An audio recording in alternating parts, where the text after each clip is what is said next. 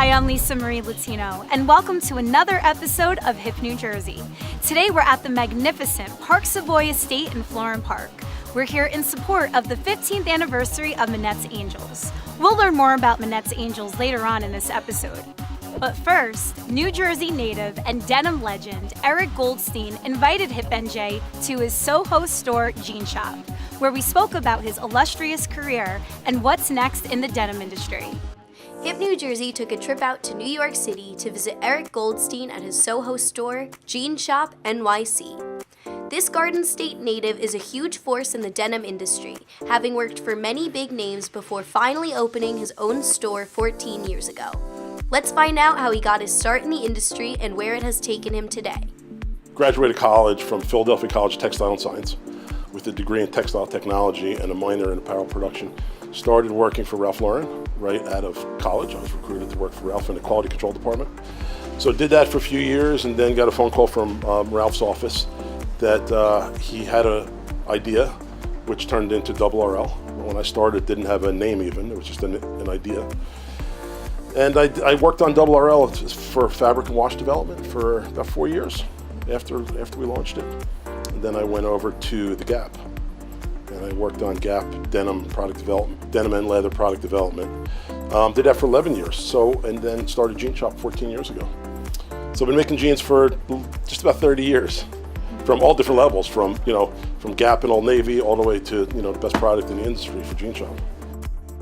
Everything that we do in the store is about giving our customer experience. We have a tequila bottle, we have a guitar, we have a backyard, and we do a lot of events in the store too. But it's all about having a customer come in and be comfortable in the store and want to stay and hang out with great music and just really exceptionally nice salespeople. Staying relevant in the competitive fashion world is not easy, but he takes those challenges in stride. It's forever changing, the denim and culture. If you go back to the Marlon Brando ages, or currently with Springsteen in jeans all the time, or even somebody like Ellen DeGeneres who's in jeans, probably 3 or 4 days a week. It's part of culture. It's here to stay, and it's becoming more of a part of culture because there's more variety in denim these days. So different people could wear it differently. Everybody's all about individual style now. I think a lot of what's next is about transparency and the environment as far as manufacturing goes. It's no secret that traditional manufacturing of jeans and washing is not so great for the environment. So I think that's about to change, or it is changing as we speak. And there's brands that are coming out there like an Everlane or somebody that's full transparency. And the consumers are more tuned into that. It's becoming more and more important. The denim industry is changing, the product changes, the product evolves. I wear jeans every day, and I can't wait till a pair that I'm wearing today, what it's going to look like 2 years from now. So the industry is constantly in a state of flux, particularly right now with everything that's going on in the industry through e-com. There's a lot of dramatic changes, and we're all trying to hustle and figure out what the best next move is. And part of that is it's all about denim days. It's about going there and getting your product and your name in front of other people. Eric is an integral part of an exciting event happening this fall, the New York Denim Days Festival, which brings denim lovers together for a one-of-a-kind indigo experience. I went out to Amsterdam to see what it was like there, and I fell in love with Denim Days. It was an amazing thing. It's great for the industry, great for different brands. Sure enough, got involved with the first Denim Days in New York City. I would say the shopping part of it is not the biggest part of it whatsoever. It's a matter of an experience, and not every booth, but most booths have something experiential in them.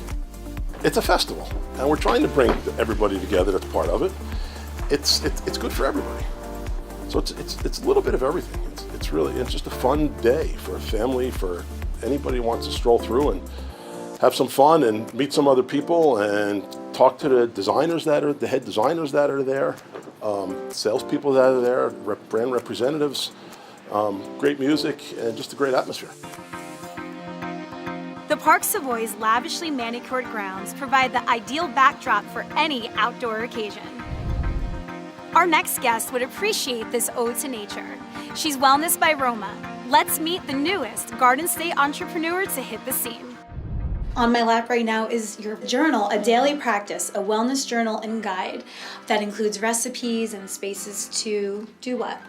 Yoga. So it's basically mindful yoga practices for one entire day, morning, afternoon, and evening. And recipes also for 3 times of the day. And that's great for someone who's on the go, busy, can't think of. Exactly. And that's exactly who it was designed for people who are constantly busy and, don't have the time to, take a big chunk of time out for a workout. And they usually do it only 3 times a week. This is good to slip in for a daily practice. That's great. And learning about you off camera, I know that you adopted this lifestyle to take control of, the day-to-day craziness that comes with being a mom and being an entrepreneur. And adopting this lifestyle really changed your life. Yes, it did. I was struggling with my husband being, a full-time, working around the clock, and 2 kids with me.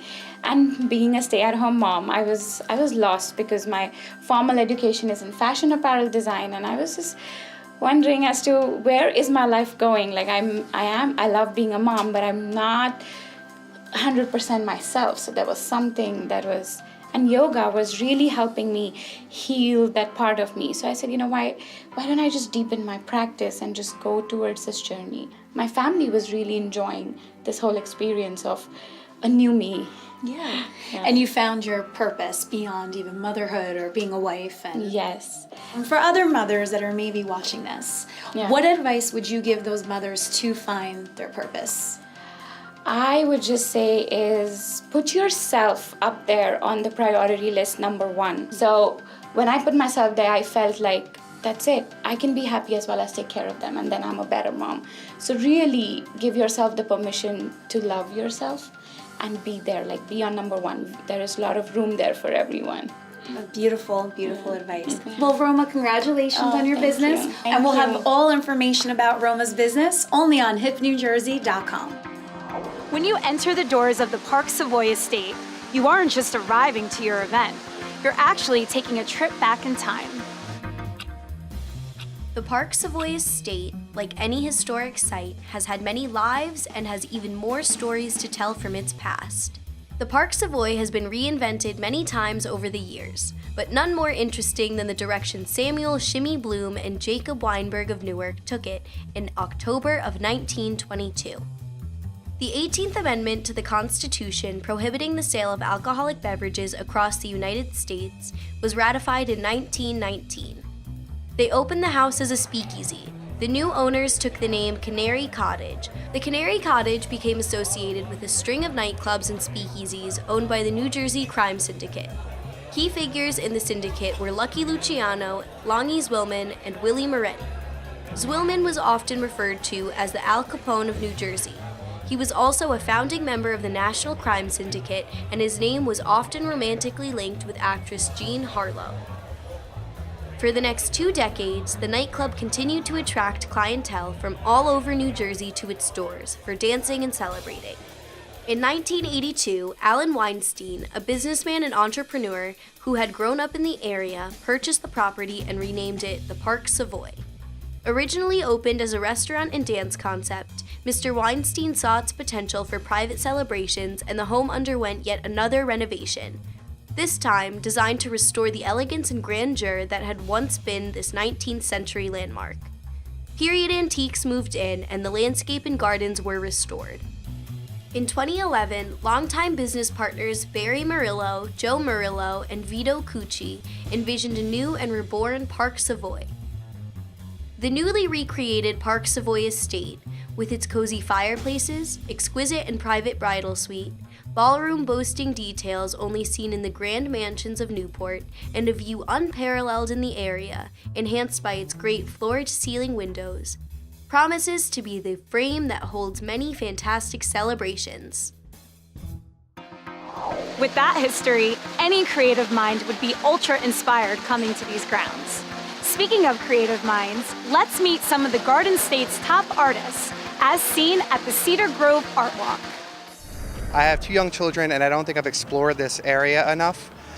So this got me off my butt outside to learn more about Cedar Grove, look up things in the area, and find a location that seemed really cool to me. I got involved with this event because, number one, I love Cedar Grove. Most of my friends are still here. Even though I live in Mount Arlington, New Jersey currently, I have many ties to this town, and one of the reasons I wanted to get involved was because the man that I was dating passed away last June, and I wanted to do a painting in his honor to help raise scholarship funds for a Cedar Grove High School scholarship. Well, I work in close quarters with Andrea quite often. In 2010, we started the George Miller Art Show, and we've tried to raise money and scholarships throughout the years for many different communities. And we've done a few art walks in other communities, and I've been a part of that as an artist personally. So when she started to organize this, I've been involved with her from the very beginning. So I have a banner in the show as well. We just want to shine more light on the art department and give kids more of an opportunity to put themselves out there. On one of the sides there is 4 books that represent all the different schools in Cedar Grove, and all of them have different fonts that show different ages. And then on top, all of them commonly have graduation at the end, so we put a graduation cap. And it's a small town, but everyone has a different dream, so we basically represent that. On the other side there's the Panther Paw, which has the colors of the school, which is black, gold, and silver. And on there is different handprints, which is in different colors, which represents different people that comes together to help us with the banner. The banner is Major Hardware Store, and what inspired me was I really like the architecture of the building, and we go to the hardware store a lot, and the gentleman, Jerry, who runs it, is a really nice guy, so I just thought it would be something nice to do for him as well as the community and the store. The Park Savoy Estate boasts an award-winning kitchen that creates dishes inspired by cultures from around the world. From top-shelf open bar offerings to lavish cocktail hours, no one leaves the Park Savoy hungry. The Park Savoy owners, Barry Murillo, Joe Murillo, and Vito Cucci, love giving back.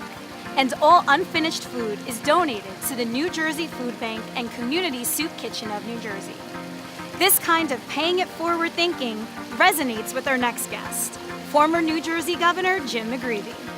I'm here at Porto Leggero in Jersey City with former New Jersey Governor Jim McGreevey.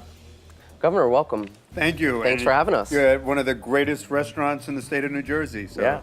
You left office as New Jersey's 52nd governor in 2004. Yes. And you've been a very busy guy since then. I understand you were a seminarian for some time, and now you're working to help rehabilitate prisoners in New Jersey. It's just people, people coming back from prison and coming back from jail.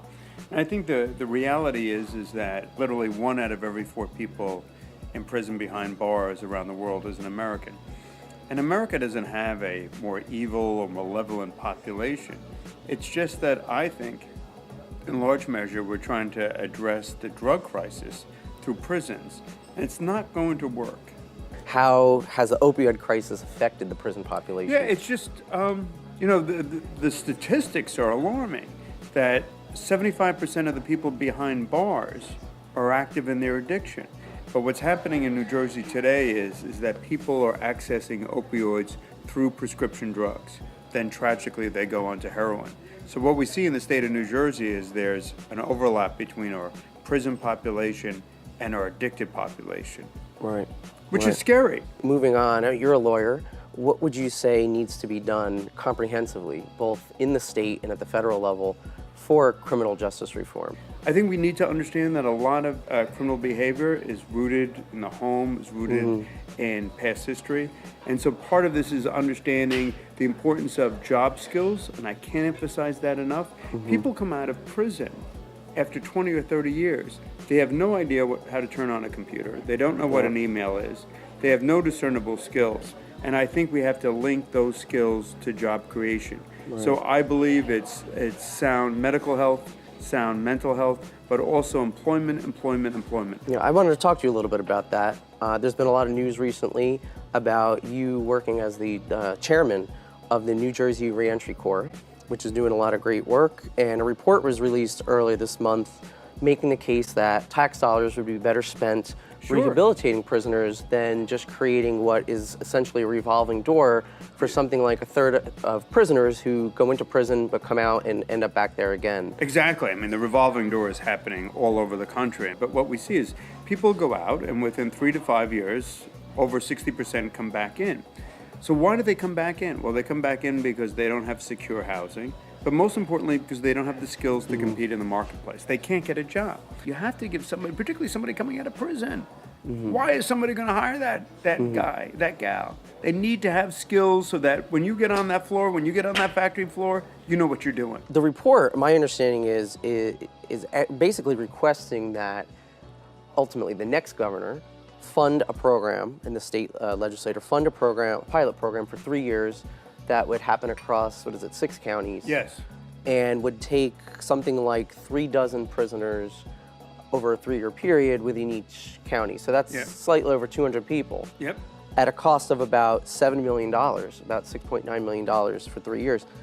What is the end goal of the project? The end goal, so you just say, so let's say if Jim goes to prison, that's $50,000 a year. This is just me. $50,000 a year. $50,000 a year. So if I have a 20-year sentence, it's $1 million. That's $1 million. So if you have 6 of us for 20 years, that's $6 million. So what I'm saying is this is ludicrous. You can either do one or two things.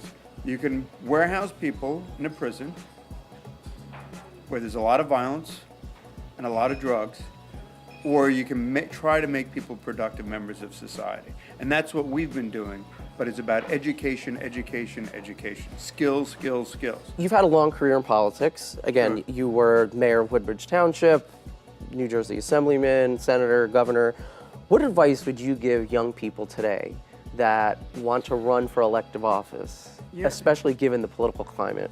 I think Washington is a little zany right now, but we need good people. This is our country, right? This is a pretty unique, special place. And so just give a damn and get involved.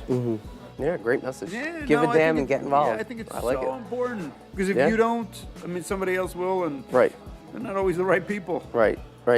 I can't do an interview with you and not ask you or say something about that afternoon almost 13 years, more than 13 years ago now, where you said what are now famous 8 words. My truth is, I am a gay American. Sure. What can you say now, 13 years later, It's just so funny. about that? I was down talking to a bunch of college kids, and I was at some LGBT, some gay college students thing. And so, it's so different. So when I grew up, there were no gay icons. I didn't know any gay lawyers, any gay politicians. When I mean gay, I mean LGBTQ. It's, the closet is obviously not a healthy place, and whatever closet, and I think there are a lot of closets, not just in terms of sexual orientation or sexuality. I think it's really healthy. And, people thought the ceiling was going to come in, and nothing happened. I think America is better off. I think people need to be who they are, and I think people need to live into their truth. And that was a really painful day, but it was also a blessed day. It was like the first time, it's obviously completely open, honest, transparent. And I thought to myself, I've spent my entire 30 years of my adult life being in the closet. I give one damn speech, and now everybody knows I'm gay. Thank you. It's been great having you, and we appreciate it. Here we are at, again, Porto Leggero in Jersey City. With some great raviolis and some great meatballs and great foods. The Minette's Angels Celebration of Angels is about to begin. Let's throw it to Hip NJ's Maria Falzo as she speaks with the night's VIP attendees. Hello, I am here with Ken McKenna, founder of Minette's Angels, and we are so excited to be here tonight. And tell us what 15 years means to you.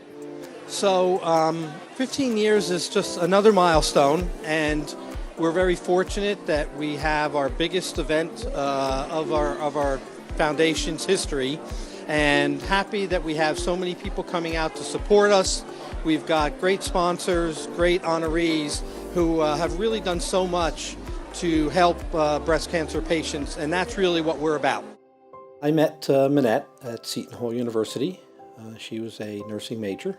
We have 3 children, Brian, Elizabeth, and Christopher. So in 1993, she was diagnosed with breast cancer. It changed our lives, obviously. The kids were 9, 6, and 4 at that point. Didn't really understand what cancer was. So Minette's battle lasted 10 years. During the good times, we took advantage of every opportunity to travel and see the world and experience as much as we could. We certainly had an appreciation of living every day to its fullest because we quickly realized we didn't know how much time we would have. She passed in 2003 after her 10-year fight. The last few years were very difficult for her. She lost her hearing and most of her eyesight due to metastasis to her brain. And this year we are celebrating her 15-year anniversary and celebrating her life. I am here with Dr. Michael and Rosemary Scapitulo, who are being honored tonight at the gala. Thank you so much for being here. Thank you. We're thrilled. Fantastic. So we want to learn a little bit about why this mission is so important for you. I knew Minette way back when we were volunteers together for another organization, and her energy and exuberance, it's so wonderful to know that her spirit lives on with this organization, as well as it reflects upon all women who have been diagnosed with breast cancer. We feel that Minette's Angels has helped our patients cope with these treatments in a much better way. They provide support, they provide emotional comfort, and also they help with the physical well-being of patients. And they make their journey through their treatment a much easier journey and prepare them for life after chemotherapy and treatment. One of the most important things for me is that Minette's Angels, there's no administrative fees that are associated with this organization. So every dollar they raise, they put back into the community. It's a privilege to sit here and be part of this organization and to be honored by Minette's Angels.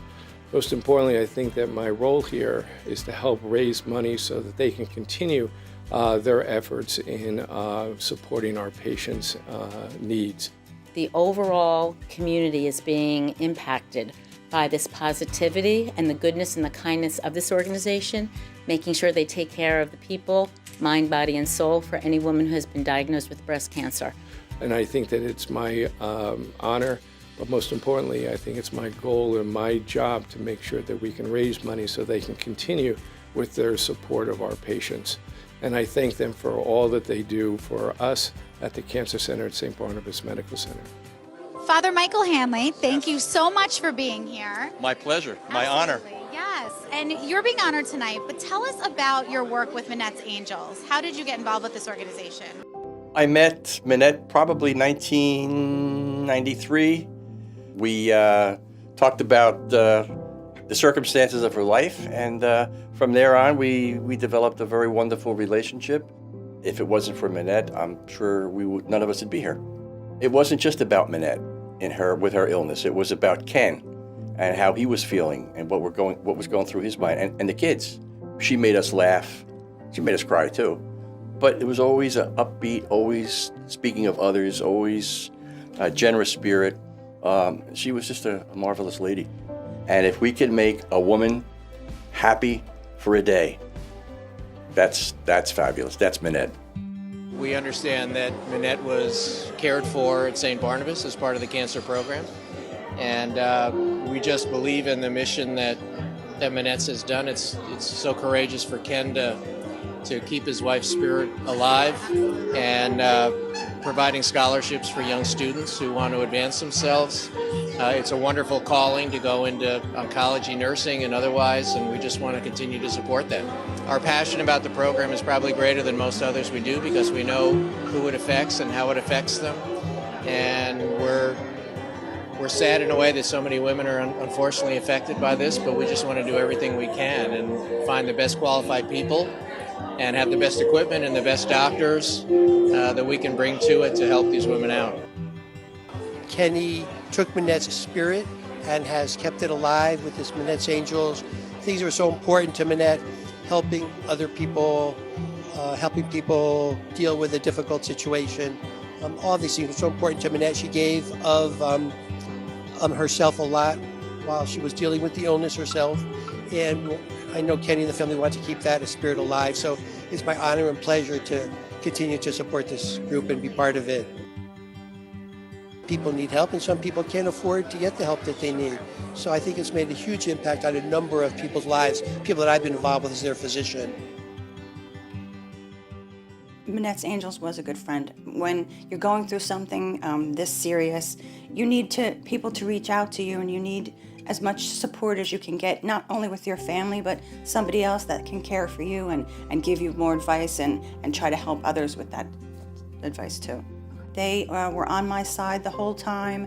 They reached out to me. They asked me about my family, my husband, my daughter, my parents. They did anything they could to help me through the times that I needed somebody to lean on, or somebody to cry to, or somebody to ask questions to, or try to help.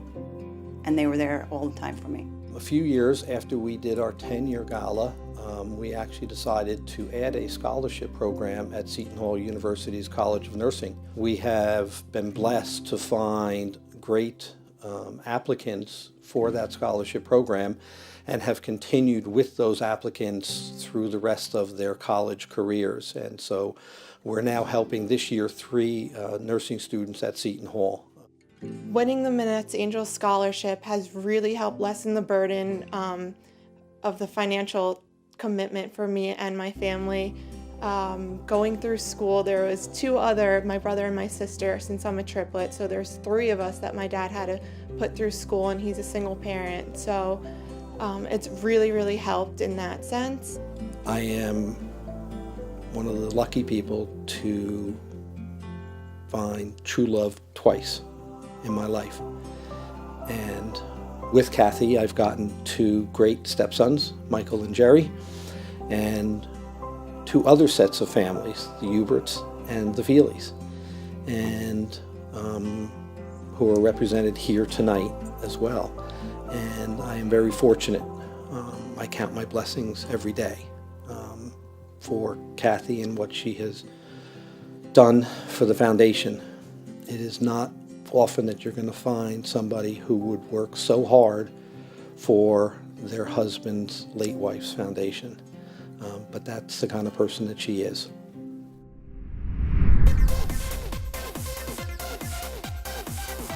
That wraps it up here at the Park Savoy.